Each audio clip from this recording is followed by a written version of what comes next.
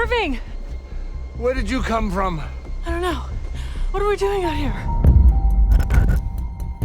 This was always something I wanted to do at some point on the show, was just have an innie wake up in the middle of a snowy forest and just, how did I get here? Did you wake up on the ice too? Yeah, what about you? On the cliff. Episode 204 was very challenging because it was all snow, and so creating the visual landscape for that episode was one of the more fun things that we got to do.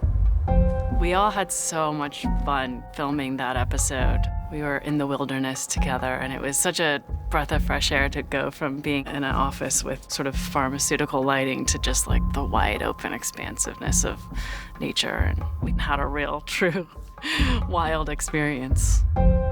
You know, parks are insanely hard to shoot in, so we went and scouted it with the rangers and stuff to explain to them how we could build this without disturbing anything. We had to build, I think, about a quarter-mile bridge over all those trees out of scaffolding to get everything in because we couldn't touch one thing in this forest. Minnewaska was a lot. It was a lot for the crew. We're used to being on our sets and not going out that much, so it was difficult, but it was nice to get out. You have followed the path of Kier and Dieter and reached Woes Hollow. When we thought about episode 4, like what Lumon would do to send them on a quote-unquote, corporate retreat, I think one of the main motivations is they want to scare the hell out of them. They wanted to be outside, so I was like, okay, you want to be outside? Let's go outside. This is the tallest waterfall on the planet. He tells them that because it's the truth. They have never seen a waterfall before. So to them, it is the tallest waterfall in the world. Sorry if I'm distracting you from looking for your wife. Any Mark is somehow beholden to help his outie find his wife, but at the same time, his life is all on the inside, and he has no connection to Miss Casey. Mark starts to realize maybe getting Gemma out of here isn't my first objective. Maybe it's a little more important to take care of myself. You know, there's a kinship between these two people that is innate, and I think what the show explores in all of its scope is the ways in which we're different in different environments, and does that sort of kinship carry over between characters as you shift from innie to outie?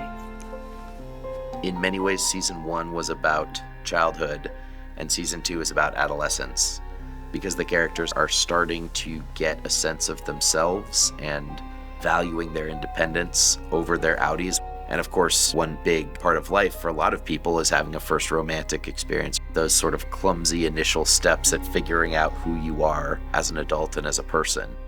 Hey, kid. Irving.